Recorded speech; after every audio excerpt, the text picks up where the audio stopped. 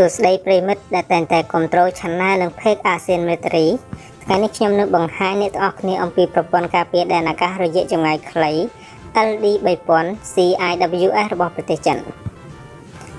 ប្រព័ន្ធការពារអាកាសរយៈចម្ងាយខ្លី LD3000 CIWS បំពាក់នៅលើរថយន្តសម្រាប់ការការពារគោលដៅលើដីឬ Tape 1130 CIWS សម្រាប់បំពាក់ការពារនាវាគោលដៅលើផ្ទៃទឹកLD3000 ឬ Tape 1130 នេះធ្វើការអភិវឌ្ឍចេញពី LD2000 ឬ Tape 730 ដោយ LD2000 បំពាក់កាំភ្លើងយន្តមាន7កាណុងហើយ LD3000 បំពាក់កាំភ្លើងយន្តមាន11កាណុងទំហំ30មីលីម៉ែត្រដូចគ្នា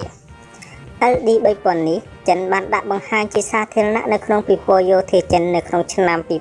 2022 LD3000 គឺជាប្រព័ន្ធCRAM ដែលមានតួនាទីសំខាន់ក្នុងការការពារការគំរាមកំហែងពីលើអាកាសដូចជាគ្រាប់មីស៊ីល រ៉ុកែត គ្រាប់កាំភ្លើងធំ កាំភ្លើងត្បាល់ យន្តហោះគ្មានមនុស្សបើក ឧទ្ធម្ភាគចក្រ និងយន្តហោះចម្បាំងហោះទាបឡាក់ប្រព័ន្ធការពារដែនអាកាស LD3000 នេះវាហាក់ដូចជាស្រដៀងទៅនឹង CRAM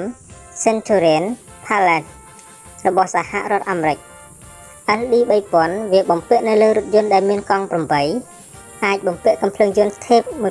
1130 CIWS បំពាក់ប្រព័ន្ធរ៉ាដាតាមដានគោលដៅសត្រូវ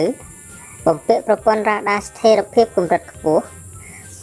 បំពាក់ប្រព័ន្ធគ្រប់គ្រងនៃការបាញ់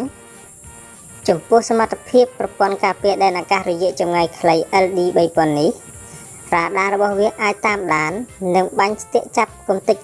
គ្រាប់មីស៊ីលលឿនលឿនជាងសំឡេងរហូតដល់ទៅ4ដងការធ្វើតេស្តទទួលបានជោគជ័យរហូតដល់ 90% រ៉ាដារបស់វាចាប់បានគោលដៅសត្រូវនៅរយៈចម្ងាយ15គីឡូម៉ែត្រចំពោះចង្វាក់នៃការបាញ់របស់កាំភ្លើងយន្តនេះវាបាញ់បាន 10000 គ្រាប់ទៅ 11000 គ្រាប់ក្នុង1នាទីចំពោះល្បឿនគ្រប់រត់របស់វាចន្លោះពី 1000 ទៅ 1150 ម៉ែត្រក្នុង1វិនាទីប្រព័ន្ធការពារដែនអាកាស LD3000 នេះវាបាញ់បានចម្ងាយ5គីឡូម៉ែត្រហើយចម្ងាយដែលមានប្រសិទ្ធភាពបំផុត3ទៅ4គីឡូម៉ែត្រ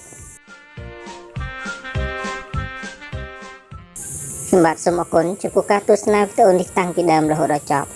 ជួបគ្នានៅវីដេអូក្រោយៗ